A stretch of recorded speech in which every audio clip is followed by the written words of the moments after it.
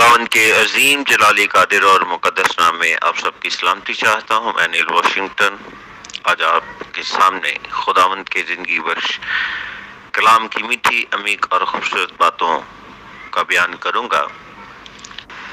تو اے میرے عزیزو، آج کی جو ہماری مرکزی آیت ہے وہ ہے پیدائش اس کا پہلا باب اور اس کی 26ویں آیت سے ہم تلاوت کریں گے. پھر خدا نے کہا، ہم انسان کو اپنی صورت پر اپنی شبیہ کی مانند بنائیں اور وہ سمندر کی مچھلیوں اور آسمان کے پرندوں اور چوپایوں اور تمام زمین اور سب جانداروں پر جو زمین پر رینگتے ہیں اختیار رکھیں. اور خدا نے انسان کو اپنی صورت پر پیدا کیا، خدا کی صورت پر اس کو پیدا کیا، نر و ناری ان کو پیدا کیا. خدا نے ان کو برکت دی اور کہا، پھلو اور بڑھو اور زمین کو معمور و محکوم کرو اور سمندر کی مچھلیوں اور ہوا کے کل پرندوں اور کل جانوروں پر جو زمین پر چلتے ہیں اختیار رکھو. آمین. تو اے میرے عزیزو، آج ہم نے خدا کے زندگی بخش کلام میں سے ان آیات مقدسہ کی تلاوت کی اور آپ نے اسے سنا. آج کا جو ہمارا مضمون ہے، جو آج کا ہمارا عنوان ہے، آج ہم جس بات پر فوکس کریں گے وہ کریں گے انسان کو نر و ناری ان کو پیدا کیا. یعنی ہم مرد عورت پر، میاں بیوی پر اور دلہا دلہن پر، یعنی ہم پہلے مرد اور عورت پر بات کریں گے، انسان پر. تو اے میرے عزیزو، یہاں ہم دیکھتے ہیں کہ خدا نے انسان کو اپنی صورت اور شبیہ کی مانند بنایا. خدا کی صورت اور شبیہ جو کہ مرد اور عورت میں پائی جاتی ہیں، خدا نے اپنی وہ کوالٹیز، وہ ایبلٹیز جو ہے وہ مرد اور عورت دونوں کے اندر اس نے رکھی ہیں. اور یہاں پر خدا نے ان کو نر و ناری پیدا کیا اور خدا نے ان دونوں کو ہی برکت دی. یہاں پر ہمیں ایک ایکوالٹی نظر آتی ہے، ہمیں ایک برابری نظر آتی ہے کہ خدا نے جب انسان کو بنایا تو اس میں فوقیت کا کوئی بھی عنصر موجود نہیں تھا. یعنی خدا نے مرد اور عورت یا نر و ناری دونوں کو ہی برکت دی، اور الگ الگ برکت نہیں دی کہ نر کی برکت یہ ہوگی اور ناری کی برکت یہ ہوگی، اس کی برکت زیادہ ہوگی، اس کی برکت کم ہوگی، اس کی سمجھ زیادہ ہوگی، اس کی سمجھ کم ہوگی.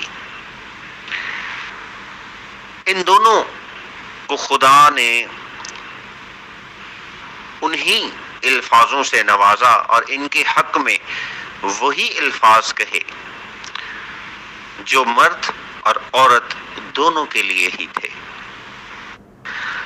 تو میرے عزیزو، جب ہم مزید پیدائش 2 باب اور اس کی 18ویں آیت کو پڑھتے ہیں تو وہاں لکھا ہے کہ خدا نے کہا کہ آدم کا اکیلا رہنا اچھا نہیں، میں اس کے لیے ایک مددگار اس کی مانند بناؤں گا. آمین. یعنی خدا نے آدم کو بنایا، اچھا بنایا، خوبصورت بنایا، مکمل بنایا. تو بھی خدا نے اس بات کو محسوس کیا کہ اس کے لیے ایک مددگار ہونا چاہیے۔ یاد رکھیے گا کہ ہم اپنی سوچ میں مددگار کو کم گردانتے ہیں، حالانکہ مددگار اس وقت آپ کے کام آتا ہے یا ان حالات میں آپ کے ساتھ موجود ہوتا ہے جب آپ کسی بھی کام کو کرنے یا سمجھنے کے قابل نہیں ہوتے، اور تب مددگار آپ کے اس خلا کو پورا کرتا ہے۔ ہم رول قدس کے متعلق بھی جانتے ہیں کہ وہ ہمارا مددگار ہے۔ تو میرے عزیزو، مددگار کا ہماری زندگی میں ایک بہت بڑا کردار ہے۔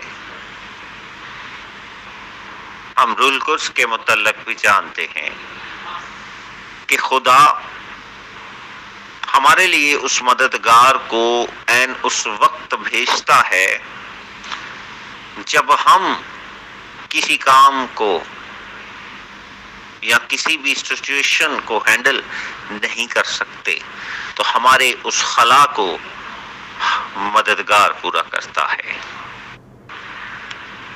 اگر یہ کہا جائے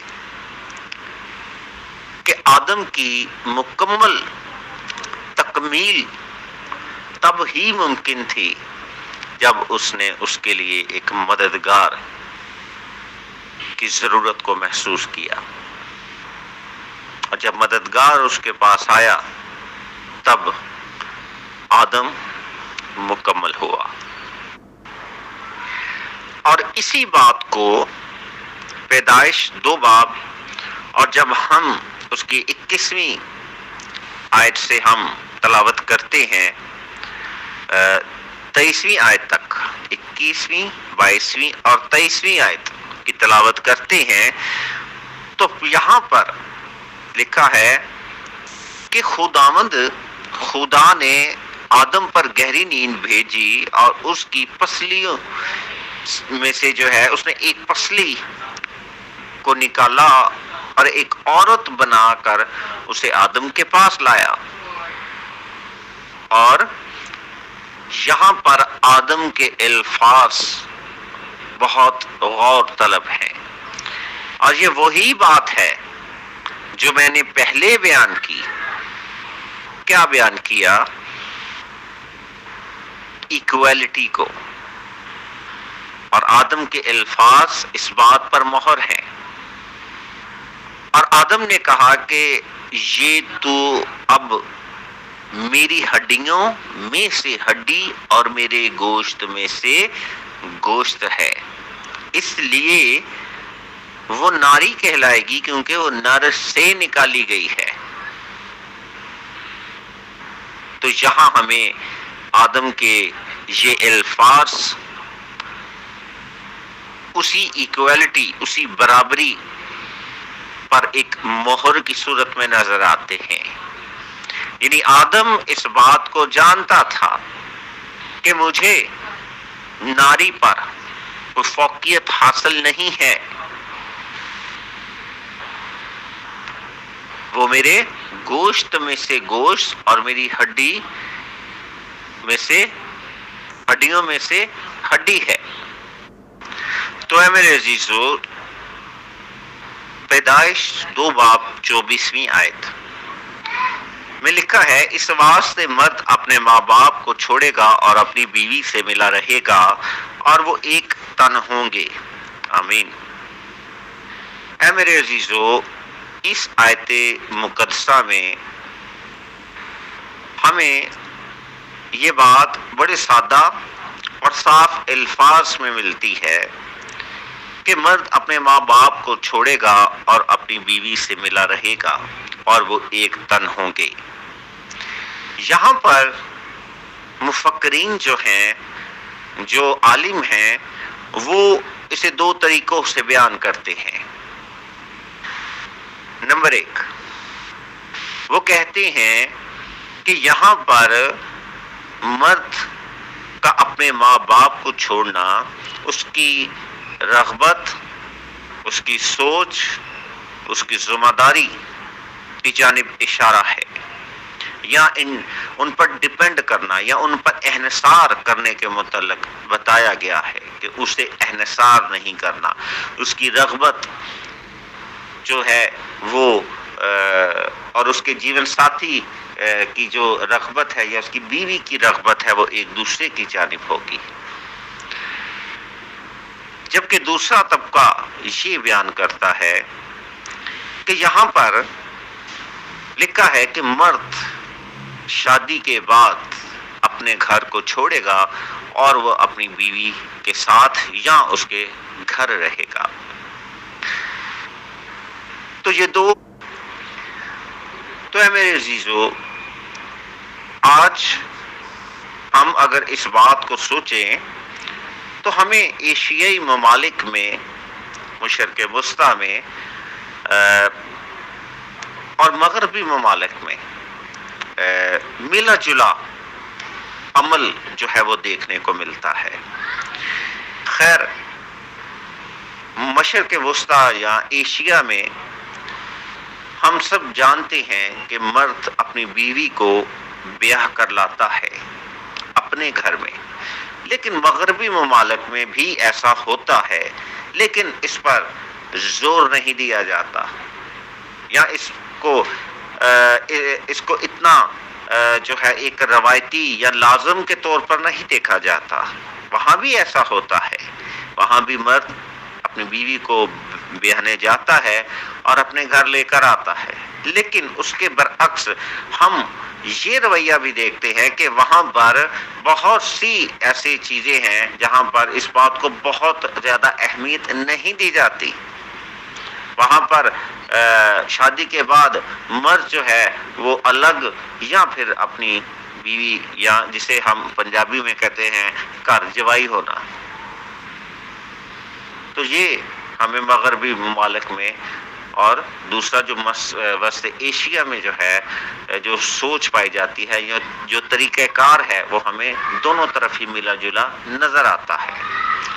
اور وسط ایشیا میں اور مغربی ممالک میں جو بنیادی فرق جو ہے وہ یہ ہے کہ یہاں پر اگر کوئی مرد اپنے سسرال میں یا اپنی بیوی کے گھر میں رہے تو اسے بہت زیادہ برا سمجھا جاتا ہے. تو اے میرے عزیزو، جب ہم تاریخ کا مطالعہ کرتے ہیں تو ہم تاریخ میں اس بات کو دیکھتے ہیں کہ پہلے ایسا نہیں تھا. جب ہم تاریخ میں اس کے پنوں میں اس کے اوراق کو پلٹتے ہیں، ہم تاریخ کو گاہے بگاہے دیکھتے ہیں، تو وہاں پر ہمیں ایک بڑا عجب سا کام نظر آتا ہے جو آج کی ہماری اس سوچ سے مماثلت نہیں رکھتا. اور وہ یہ ہے کہ پہلے جب بھی مرد اور عورت کی شادی ہوتی تھی تو عورت مرد کے گھر نہیں بلکہ مرد عورت کے گھر میں رہتا تھا.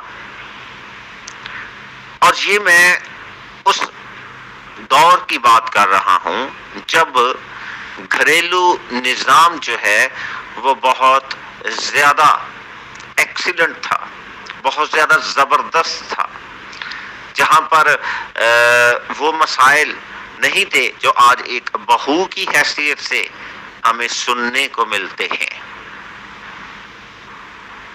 لیکن اس کے بعد ایک ایسا دور بھی آتا ہے جب فوقیت حاصل کرنے کی سوچ ہمیں پروان چڑھتی ہوئی نظر آتی ہے.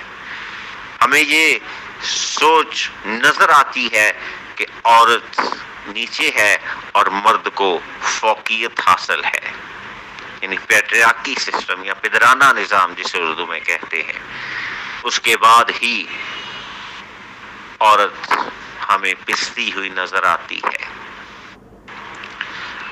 بہرحال میں بہت زیادہ تاریخ میں نہیں جاؤں گا، صرف آپ کو اس بات سے آگاہ کرنا تھا کہ ہمیں اس کے متعلق اس روئے زمین پر ہمیں کس طرح کی چیزیں نظر آتی ہیں اور کس طرح سے پہلے وقوع پذیر ہو چکی ہیں۔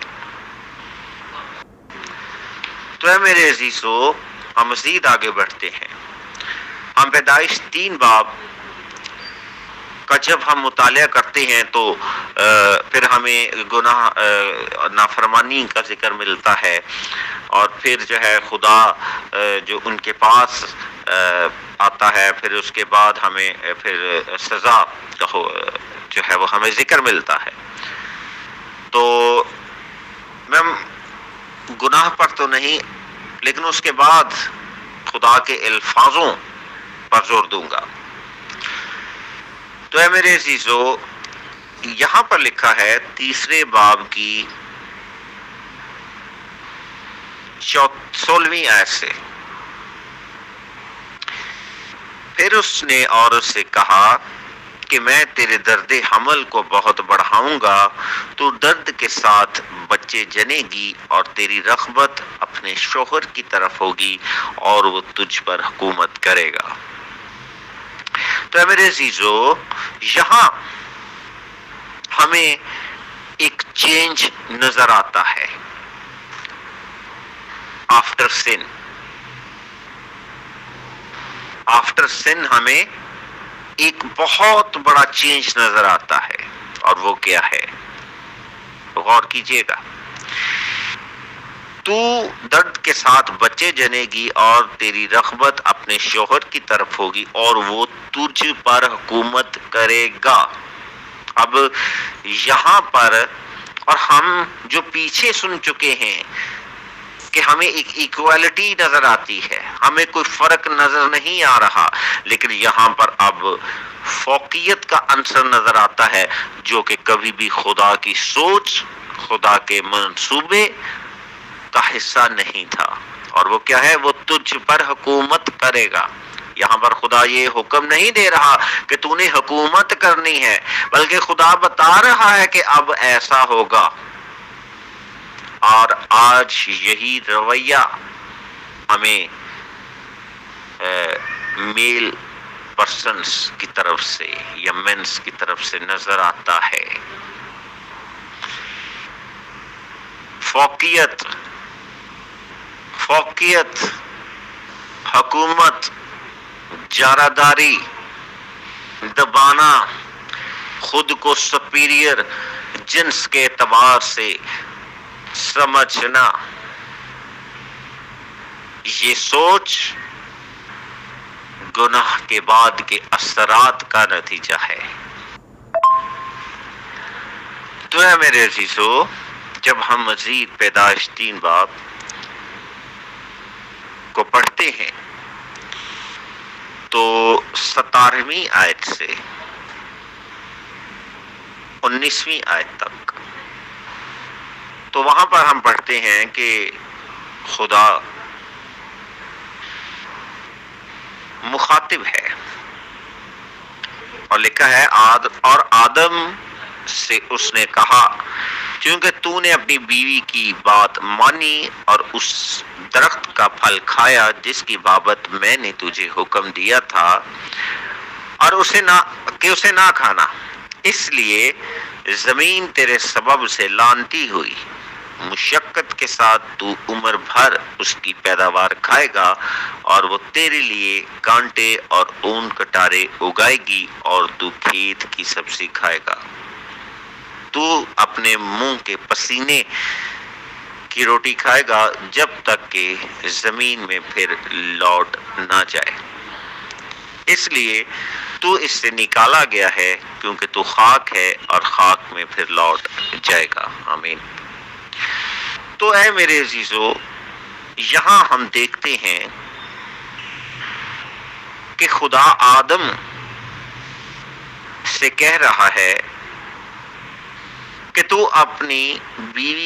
نے اپنی بیوی کی بات مانی اور اس درخت کا پھل کھایا جس کی بابت میں نے تجھے حکم دیا تھا کہ اسے نہ کھانا، اس لیے زمین تیرے سبب سے لعنتی ہوئی، تو منہ کے پسینے کی روٹی کھائے گا۔ اچھا، یہاں پر بھی ہم ایک بات جو ہے وہ ہم اپنے معاشرے کے اندر ایک خاص رویے کی صورت میں دیکھتے ہیں، اور وہ کیا ہے؟ اور وہ یہ ہے کہ مرد کی ذمہ داری ہے کہ وہ کام کرے یا بزنس کرے۔ ہم خاص طور پر اس سے اس چیز کو منسوب کرتے ہیں، اور عورت سے منسوب ہونے والی چیزیں کیا ہیں وہ ہم انہی آیات مقدسہ کو لے کر بیان کرتے ہیں یا سمجھتے ہیں، یا ہم ایک انڈرسٹینڈنگ کو قائم کرتے ہیں، یا ہم اپنی بات کو پختہ بنانے کے لیے استعمال کرتے ہیں کہ بائبل میں آدم کو یہ حکم ہے، آدم کو یہ کہا گیا ہے کام کرنے کے لیے، جبکہ عورت کا کام گھر رہنا اور بچوں کی صرف حفاظت کرنا ہے۔ تو اے میرے عزیزو، یہاں پر پھر میں اس بات کو بیان کروں گا کہ اب جتنی بھی باتیں ہو رہی ہیں وہ گناہ کے اثرات اس کے اندر نمایاں ہیں۔ اب خدا کوئی حکم نہیں دے رہا، اب خدا اس تمام چیزوں کو بیان کر رہا ہے کہ اب ایسا ہوگا کہ عورت کے درمیان اور اس کی نسل کے درمیان عداوت ڈالوں گا، اور وہ تیرے سر کو کچلے گا اور تو اس کی ایڑی پر کاٹے گا۔ اب یہ وہ چیزیں ہیں جو خدا بیان کر رہا ہے۔ اب سٹیٹس مختلف ہے، اب چیزیں اور سوچ کے اندر وہ چیزیں موجود نہیں ہیں جو خدا کے ارادے اور منصوبے کا کبھی حصہ تھی۔ مرد اور عورت کی بات کر رہا ہوں، ان کو لے کر، ان کی ایکوالٹی کو لے کر، اور یہاں پر کیا لکھا ہے کہ آدم کیا کرے گا؟ وہ کام کرے گا، کھیتی باڑی کرے گا، یا واٹ ایور جو بھی مطلب آج کے دور کے اندر ہے، وہ کام کرے گا، بزنس کرے گا، اور عورت کیا کرے گی؟ بچے پیدا کرے گی۔ اور یہی سوچ جو گناہ کے بعد کی سوچ ہے، ہم اس پر زیادہ زور دیتے ہوئے اسے اپناتے ہیں یا دوسروں کو بتاتے ہیں، اور ہمیں دیکھ کر ہماری آنے والی نسلیں بھی اسے جو ہے اپنی زندگی کا حصہ بنا لیتی ہیں۔ کیوں یہ پیٹرن بنا؟ جیسے ہی گناہ سرزد ہوا، چیزیں مختلف ہو گئی۔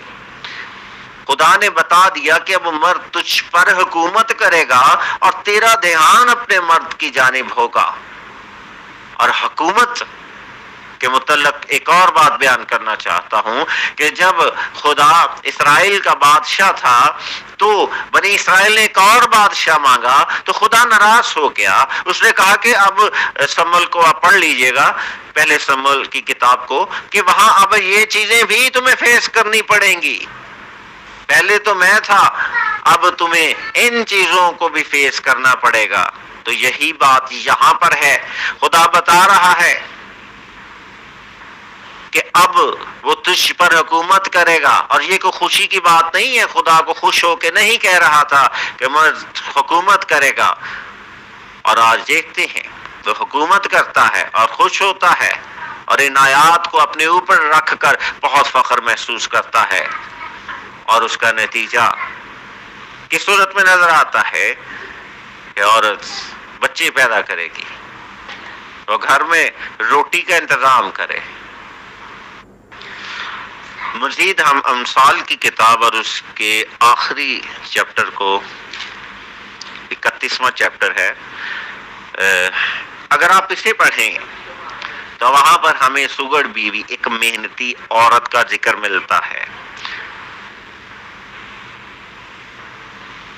وہاں پر ہمیں صرف محنتی ہی نہیں بلکہ ایک بزنس وومن کا ذکر ملتا ہے. میں چاہوں گا کہ آپ اسے ضرور پڑھیے گا. لکھا ہے کہ وہ اپنے گھرانے پر بخوبی نگاہ رکھتی ہے اور کاہلی کی روٹی نہیں کھاتی، اور شوہر بھی کیا کرتا ہے؟ اس کی تعریف کرتا ہے. آمین.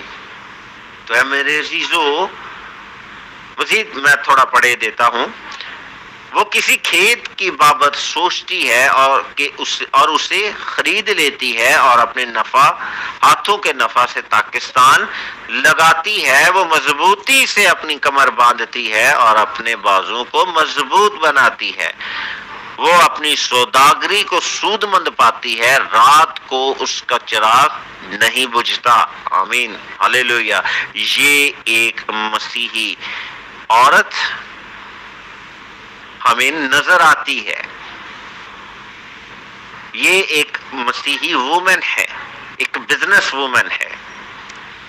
تو اے میرے عزیزو، کبھی بھی ہمیں بائبل مقدس ہمیں مرد اور عورت کو مرد پر یا مرد کو عورت پر کوئی فوقیت ہمیں جو ہے وہ ظاہر نہیں کرتی.